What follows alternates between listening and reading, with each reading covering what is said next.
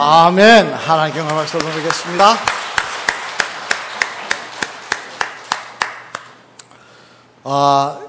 이번 주도 교회를 잘 지키시고 그리고 낙심하지 않을 것은 결코 우리에게 나쁜 것만은 아닙니다. 여러 가지 방법이 있으니까요. 생각하는 게 있으니까 여러분 힘을 내시고 기도하면서 하나님이 원하시는 분량까지 우리가 나아가기를 주님의 이름으로 축원합니다. 예. 오늘은 은혜의 경륜이라는 제목으로 하나님의 말씀을 대언하도록 하겠습니다. 사람들은 세상을 살아가면서 많은 말들을 합니다만 그런 말들 중에 특별히 성도이기 때문에 자주 사용하는 말들이 있습니다. 그 대표적인 말이 바로 은혜라는 말이라고 생각을 합니다만 세상 사람들은 은혜에 대해서 잘 말하지 않지 않습니까? 어버이날이나 은혜에 대해서 이야기를 하지 별로 은혜 받았다 그런 이야기를 잘 안 하는데요. 은혜다 그런 이야기를 안 하는데 그렇다면 성도인 우리들은 은혜라는 말을 주로 어떤 때 사용을 하십니까? 또 어떤 의미로 사용을 하십니까? 가만히 보면 앞에 말씀드린 대로 설교 말씀을 듣거나 찬송을 부르다가 감동을 받았을 때 은혜 받았습니다 라고 말들을 하더라는 것입니다. 그래서 예배 끝나고 나가시면서 그날 목사님이 주신 말씀에 감동이 되면 뭐라고 저에게 말씀하십니까? 목사님 오늘 말씀에 은혜 받았습니다 라고 하고 나가더라는 것입니다. 또 심지어 은혜에 대해서 이런 이야기도 들어본 적이 있습니다. 다른 교회 목사님에게 들은 이야기인데요. 그분 말씀이 교인 중에 한 분이 교회 안에서 걸어가면서 자기 앞에 걸어가면서 뭐라고 이야기하냐면 오늘 예배 때 은혜를 받아야 된다 그러더라는 겁니다. 그래서 뒤에서 그 말씀을 듣고 가시다 기분이 좋아서 이렇게 불러서 물어보셨다는 거예요. 이거 참 은혜 받아야지요. 왜 은혜를 그렇게 받으려고 사모하십니까? 라고 물어보자 그 성도님이 웃으면서 이렇게 대답을 하더라는 것입니다. 은혜 받아야 모든 일이 잘 되기 때문에 그렇습니다. 그러더라는 것입니다. 그 목사님은 그 대답 듣고는 그냥 웃고 마셨다고 합니다만 그러나 여러분 원래 은혜라는 말은 그런 뜻의 말이 아닙니다. 은혜라는 말의 본래 의미는요 받을 자격이 없는 사람에게 대가를 바라지 않고 그저 주어진 하나님의 선물이 은혜인 것입니다. 그래서 대표적으로 말하면 많은 사람 가운데 나 같은 사람을 하나님의 사람으로 불러주신 것 이거 은혜입니다. 또 우리의 죄를 사하시기 위해 하셔서 예수님이 이 땅에 오셔서 십자가에 못 박혀 돌아가신 것 이거 은혜입니다. 또 우리들에게 믿음을 선물로 주셔서 하나님의 아들이신 예수님을 구주로 영접하게 하시고 믿게 하신 것 이것도 하나님이 우리에게 거저 주신 은혜들하는 것입니다. 그러므로 저와 여러분들은 이미 놀라운 하나님의 은혜를 충만히 받은 사람들로 믿으시길 바랍니다. 따라서 마음에 감동이 와야만 은혜를 받은 것이고 그렇지 않으면 은혜를 받지 못한 것처럼 생각하며 또한 하는 일이 잘 되어야만 은혜를 받은 것이고 그렇지 않으면 은혜를 받지 않은 것이냐 생각하며 판단하는 그것은 어리석은 모습은 그런 잘못된 모습은 이제는 버려야 할 것입니다만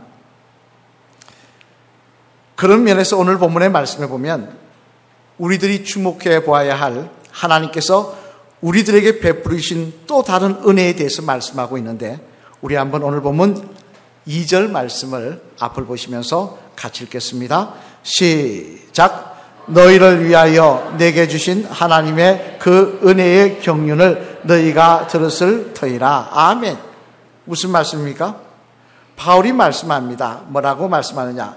하나님께서 자신에게 베풀어 주신 은혜가 있다는 것입니다. 이는 너희들이 은혜인 줄 알지 못하고 있는 그런 내용이지만 그러나 이것도 분명히 하나님의 은혜라고 바울은 이야기하면서 내게 그런 은혜를 주셨다고 이야기하고 있더라는 것입니다. 그러면 여러분 무엇이 하나님께서 사도 바울에게 베풀어 주신 은혜인데 또 우리들에게 베풀어 주신 은혜인데 우리들은 그것을 제대로 알지 못하고 있는 것일까요? 못하고 은혜인 줄 못하고 불평하고 때때로 낙심하고 있을까요? 바라기는 오늘 이 말씀을 중심으로 우리에게 베풀어 주신 은혜를 다시 한번 바로 깨달아 그 놀라운 은혜에 감사하며 새 힘을 얻고 달려나갈 수 있는 저와 여러분 되시기를 주님의 이름으로 축원합니다. 그러면 무엇이 또한 하나님께서 사도 바울에게 베풀어 주신 하나님의 은혜였는가? 그 내용을 살펴보면 먼저 첫째 같이 읽어보시겠습니다. 시작. 자신을 하나님의 일꾼 삼아 주신 것이 하나님이 자신에게 베풀어 주신 놀라운 은혜라고 말씀을 하십니다. 뭐가 은혜라고요? 자신을 하나님의 일꾼으로 삼아 주신 것. 오늘 본문 7절 말씀 앞을 보시면서 같이 읽겠습니다. 시작. 이 복음을 위하여 그의 능력이 역사하시는 대로 내게 주신 하나님의 은혜의 선물을 따라 내가 일꾼이 되었노라. 아멘. 무슨 말씀입니까? 사도 바울이 이야기하기를 내가 받은 중에 은혜 중에 또 하나는 뭐냐? 나를 하나님께서 일꾼으로 세워주신 것, 그게 나에게 주신 은혜였다는 것입니다. 하나님이 나에게 베풀어 주신 놀라운 은혜 가운데 하나는 나를 하나님의 일꾼으로 삼아주시고 불러주신 것, 그거였다는 것입니다. 여러분이 잘 아시는 위대한 선교사인 리빙스톤의 일을 아실 겁니다만 그분의 일대기를 읽다 보면요, 이런 일화가 하나 기록되어 있습니다. 여러 해 동안 아프리카 선교사로 일하던 리빙스톤이 이제 영국으로 잠시 안식년을 갖기 위해서 귀국하여 1년 동안 좀 쉬면 좋을 텐데 그 시간도 아까워서 영국의 대학들을 돌아다니며 간증을 하고 다녔다고 합니다. 강연을 하고 간증을 하고 다녔다고 합니다. 아프리카에 선교했던 일들에 대해서. 그런데 그 당시 리빙스톤은 상태가 어땠느냐? 아프리카에서 선교하다 걸렸던 열병으로 해서 몸이 살이 얼마나 빠졌든지 몸무게가 37kg 나갔다고 합니다. 여기 여러분 중에 37kg 나가시는 분 계십니까?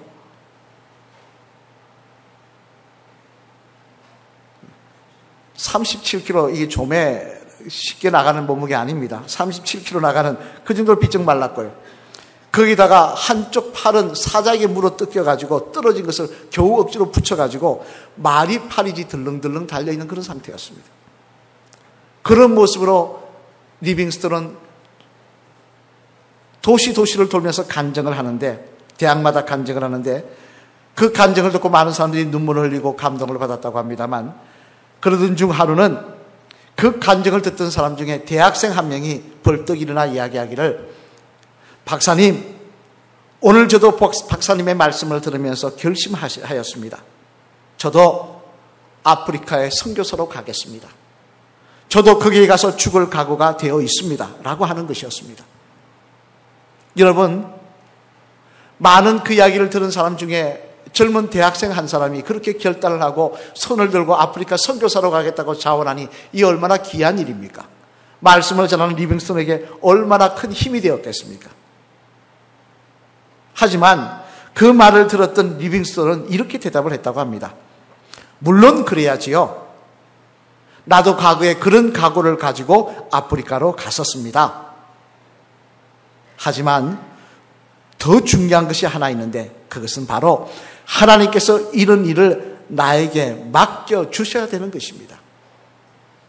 하나님께서 맡겨주셔야 되는 것이지 내가 가고 싶다고 가고 내가 하고 싶다고 하는 것이 아닙니다.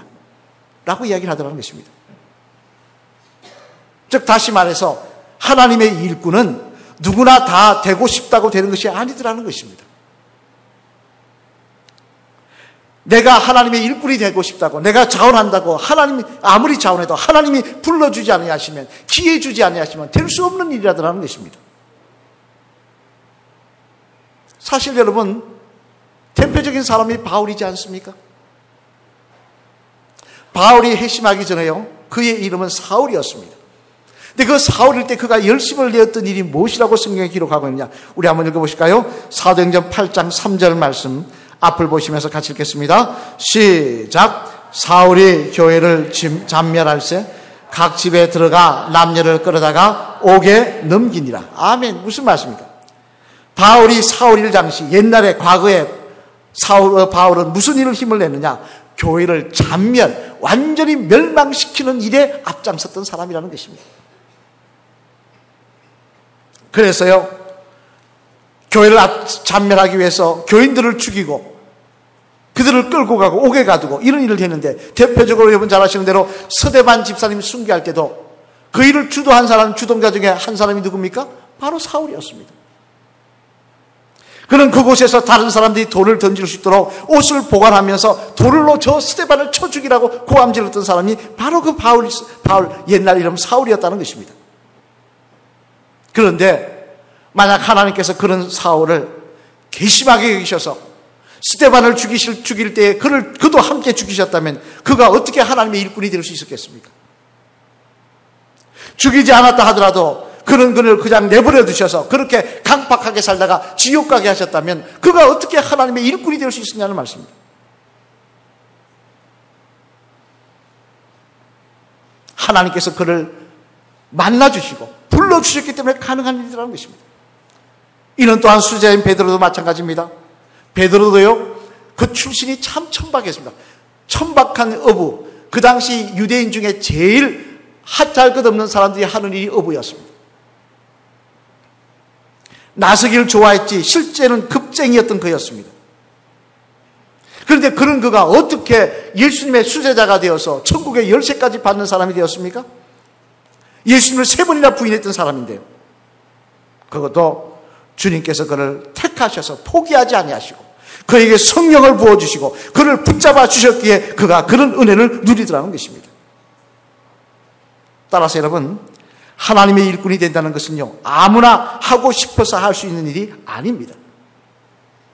하나님께서 특별히 허락하셔서 세우셔야만 가능한 일이라는 것입니다. 그렇다면 이 은혜가 사도 바울에게만 임한 것입니까? 베드로에게만 임한 것입니까? 우리 요한복음 15장 16절 말씀, 주님 말씀 한번 같이 읽어보실까요? 앞을 보시면서 시작. 너희를 택한 것이 아니요 내가 너희를 택하여 세웠나니 이는 너희로 가서 열매를 맺게 하고 또 너희 열매가 항상 있게 하여 내 이름으로 아버지께 무엇을 구하든지 다 받게 하려 함이라. 아멘. 무슨 말씀입니까? 주님은 우리들에게 말씀하십니다. 너희가 나를 택한 것이 아니라 내가 너희를 택했다고 말씀합니다. 내가 특별히 많은 사람 가운데 너희를 선택하셨다는 것입니다. 우리를 선택하셨다는 거예요. 왜? 주님의 일꾼으로 세우시기 위해 하셔서. 또 로마서 7장 4절 말씀에도 말씀합니다. 우리 한번 같이 읽어보실까요? 앞을 보시면서 시작. 그러므로 내 형제들아 너희도 그리스도의 몸으로 말미암아 율법에 대하여 죽임을 당하였으니 이는 다르니 곧 죽은 자 가운데서 살아나신 이에게 가서 우리가 하나님을 위하여 열매를 맺게 하려 함이라. 아멘. 왜 주님이 우리를 부르셨느냐? 왜 우리를 이 자리에 앉혀놓으셨느냐? 하나님의 나라의 거룩한 일꾼으로 세우시기 위해 하셔서 우리를 특별히 지명하여 부르셨다는 것입니다. 따라서 여러분, 바울과 베드로만 하나님께서 하나님의 일꾼이 되는 은혜를 허락하여 주신 것이 아니라 저와 여러분들에게도 이 많은 사람들 가운데 우리를 특별히 지명하고 부르셔서 하나님의 일꾼으로 세우시는 놀라운 은혜를 허락하여 주신 줄 분명히 믿으시길 바랍니다. 그렇다면 왜 나에게 이런 직분 주십니까? 왜 나에게 이런 일을 하라고 하십니까? 왜 귀찮고 창피하게 전도하라고 하십니까? 내가 세상 일이 얼마나 바쁜 사람인데요 라고 할 것이 아니라, 불평하며 원망할 것이 아니라, 나같이 부족한 사람, 하나님의 살아나라 일꾼으로 특별히 지명하여 불러주신 그 은혜에 감사하며 맡기신 일에 최선을 다하는 저와 여러분이 되어야 할 줄로 믿습니다. 그래서 사도 바울은요, 나같이 부족한 사람, 나같이 죄 많은 사람을 선택하셔서 하나님의 일꾼으로 삼으신 은혜에 감사해요. 그는 항상 이렇게 고백합니다. 우리 디모데전서 1장 12절 말씀 한번 같이 읽어보실까요? 시작. 나를 능하게 하신 그리스도 예수 우리 주께 내가 감사함. 나를 충성되이 여겨 내게 직분을 맡기심이니. 아멘. 나같이 부족한 사람, 나같이 허물 많고 나같이 죄악 많은 사람을 갖다가 하나님께서 충성되이 여기셔서 나를 일꾼으로 삼으시고 나에게 능력 주시고 오늘도 나를 통하여 영광 받으시기를 원하시는 그 모습, 이 은혜가 얼마나 감사한지요. 나를 인정해 주시는 하나님의 은혜가 너무나 감사하다고 그런 고백하고 있는 것입니다. 오늘도 하나님은 부족하고 허물 많은 저와 여러분들을 하나님의 일꾼으로 인정하시고 기대하시고 세워주신 줄로 믿습니다. 이것이 은혜라는 것입니다. 이것이 놀라운 하나님의 은혜라는 것입니다. 나 같은 사람 불러주신 것, 나 같은 사람 세워주신 것, 나 같은 사람에게 기대 걸고 계신 것, 하나님의 은혜임을 기억하시며 오늘도 그 은혜에 감사하며 충성으로 화답할 수 있는 복된 주의 성도들 되시기를, 그런 저와 여러분 되시기를 주님의 이름으로 축원합니다. 둘째로 바울은 또 뭐가 은혜라고 이야기하고 있냐, 우리 함께 읽어보실까요? 앞을 보시면서 시작. 주님의 일을 하다가 자신이 당하는 고난과 핍박, 심지어 죽음조차도 또한 은혜라고 사도 바울은 말씀을 하십니다. 뭐가 은혜라고요? 고난, 핍박, 죽음도 은혜라고 그런 이야기하고 있더라는 겁니다. 주님을 위해서 당하는 고난이. 오늘 보면 13절 말씀 앞을 보면서 같이 읽겠습니다. 시작. 그러므로 너희에게 구하노니 너희를 위한 나의 여러 환난에 대하여 낙심하지 말라. 이는 너희의 영광이니라. 아멘. 무슨 말씀입니까? 바울이 고백합니다. 내가 지금 당하는 이 고난도 영광이요 은혜라는 것입니다. 이것도 감사한 일이라는 것입니다. 여러분, 이 에베소서를 적을 당시 사도 바울은요, 어느 곳에 있었냐면 감옥에 있었습니다. 지난번 이제 한 2년 됐나요? 3년 됐나요? 우리 교인들 데리고 성지순례를 다녀왔습니다만, 그때 로마에 들려 그 바울이 갇혀있던 감옥에 가봤습니다. 저도 유치장 간수로 3년 동안 군대 생활을 했기 때문에 유치장이 어떤 곳인지 압니다. 그런데 바울이 갇혔던 감옥은 그런 감옥이 아니었습니다. 뭐 철판, 철로 막아놓고 뭐 화장실도 따로 있고, 물론 뭐 얼굴은 보이지만 화장실도 따로 있고 그런 것이 아니더라는 것입니다. 그곳은요, 말 그대로 땅굴을 파가지고 지하 굴입니다. 굴. 2평이나 되려나요? 지하 속에 땅굴 파가지고 사람 가둬 놓은 거예요. 깜깜한데. 여러분, 깜깜한 땅굴에 1년, 하루 이틀도 아니고 1년, 2년씩 갇혀있다고 생각해 보십시오. 사람이 미쳐버릴 그런 환경입니다. 그곳을 가서 바울을 면회하고 갔던 사람들이 한 이야기가, 바울이 그 고생을 한다고 어떻게 그런 고난을 당할 수 있냐고 막 걱정을 하는데, 바울은 그들에게 뭐라고 이야기하느냐니 이것도 은혜라고 이야기하고 있더라는 것입니다. 이것도 나에게 영광이라고 이야기하고 있더라는 것입니다. 그럼 왜입니까? 왜 다른 사람이 당하기를 원하지 않는 고난이 자기에게는 은혜고 영광이라고 이야기하고 있습니까?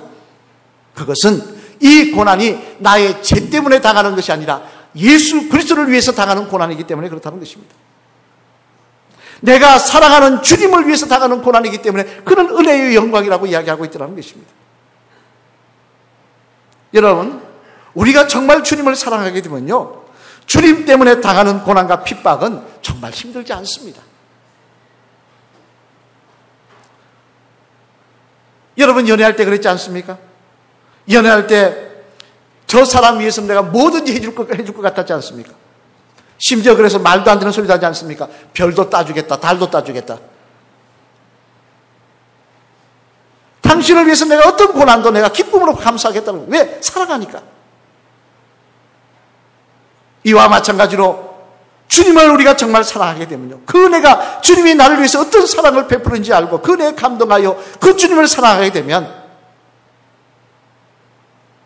주님의 그 사랑의 10,000분의 1밖에 안 된다고 할지라도 내가 주님 때문에 핍박받는 것, 내가 주님 때문에 고난당하는 것, 그것이 어려움이거나 부담스러운 것이 아니라 기쁨이요 자랑이더라는 것입니다.